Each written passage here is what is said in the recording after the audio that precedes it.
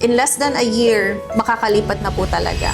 Ito po yung kabuuan natin ng sentro. Andito tayo ngayon sa sales office, itong area. Kung mapapansin nyo naman po, ang alapad ng ating entrada, that's 20 meters wide, and then ang main road po natin ay 15 meters wide. Yun yung sinasabi ko, ma'am, since magkausap tayo around October pa, no? Do you September remember? yata nga eh. September.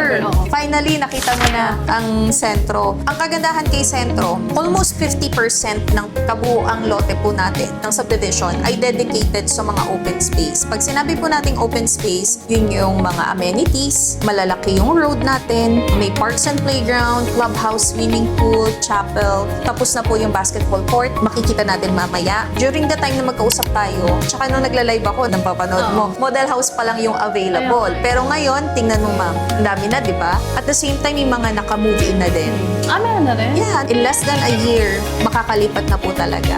Marami kasi nagtatanong, alam ko na isa sa mga nag-discussion natin, ma'am, sure ba talaga na mag-turnover agad? Kasi I remember, yung naging usapan natin, nagla-live ako noon, hindi ko makakalimutan. Magkausap tayo nung live, tapos after ko mag-live, magkatawagan tayo. Sa biyahe ka pa nga. Oo, may kinuha ka ng property sa Bulacan. Grabe. But mas ano yung puso mo kay Ubialan?